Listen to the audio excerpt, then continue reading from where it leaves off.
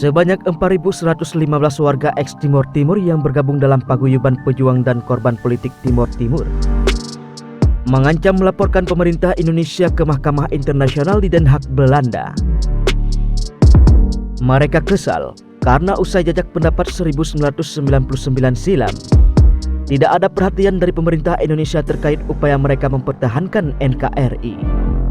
Sebanyak 4.115 warga ini berasal dari ex-Kabupaten Dili, Likuisa, Aileu, Ermera, Kova 5, Ambenu, dan Manuvai.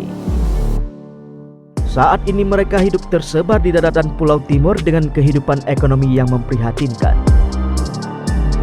Mantan pejuang Merah Putih ini berencana akan berangkat ke Jakarta untuk bertemu Menteri Pertahanan Prabowo Subianto, tetapi masih terkendala pandemi COVID-19. Mereka menilai pemerintah Indonesia tidak serius menangani persoalan para pejuang integrasi. Kami ini dianggap pelanggaran HAM berat, tetapi anehnya sampai sekarang kami tidak pernah dihukum dan dilarang tidak boleh ke Timor Leste. Kami di Indonesia pun ditelantarkan. Penderitaan kami sudah kami rasakan sejak 21 tahun lalu. Begitu ungkapkan Zio Lopez de Carvalho yang dipercaya sebagai koordinator delegasi paguyuban pejuang dan korban politik Timor Timur. Kanzio mengancam akan membawa pemerintah Indonesia ke Mahkamah Internasional Den Haag jika tidak menghiraukan tuntutan mereka. Sebab berjuang mempertahankan negara kesatuan Republik Indonesia, mereka harus mengorbankan harta benda di Timor Leste. Selain itu, warga 10 kabupaten ex-Timur Timur akan menggelar aksi damai di perbatasan Monta Ain di Belu dan Monta Masin di Malaka jika pemerintah tidak menghiraukan aspirasinya. Bahkan, hal terburuk yang terakhir menjadi pilihan politik mereka, yakni akan kembali ke tanah kelahiran masing-masing di Timor Leste dengan segala konsekuensi yang akan diterima. Jika tidak ditanggapi, kami akan melakukan aksi damai di perbatasan. Yang kedua, kami akan gelar kongres luar biasa seluruh warga ex-Timor Timur di Nusa Tenggara Timur untuk menentukan nasib apakah tetap menjadi warga negara Indonesia yang terabaikan seperti ini, atau kita tentukan sikap politik untuk harus pulang ke Timor Leste dengan segala resiko yang berat. Tapi ingat, sebelum kami pulang, kami akan membuat perhitungan dengan negara yang kami cintai ini di Mahkamah Internasional. Bila perlu, kami menuntut Indonesia ganti rugi, begitu dia menegaskan. Harta benda ditinggal di sana, kami ke Indonesia hanya bawa pakaian di badan, dan selama 21 tahun ini, kami sangat susah.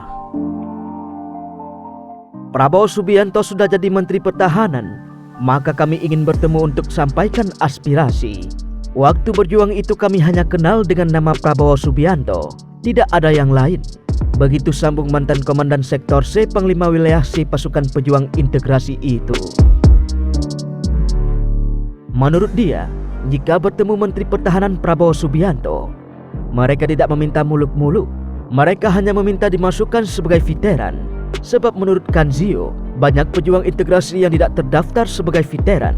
Malah ada oknum yang tidak pernah ke Timor Timur, waktu itu bisa terdaftar sebagai veteran. Bahkan, untuk bergabung dalam organisasi veteran, mereka harus mengeluarkan uang untuk mendapatkan keanggotaan veteran. Kami ini murni pejuang. Masa untuk jadi veteran harus setor uang? Negara yang harus hargai jasa kami, begitu imbuhnya. Ia juga mengatakan, mereka telah menunaikan tugas sebagai warga negara Indonesia dengan perjuangan fisik, membela dan mempertahankan Merah Putih sehingga berhak diberikan status veteran oleh negara.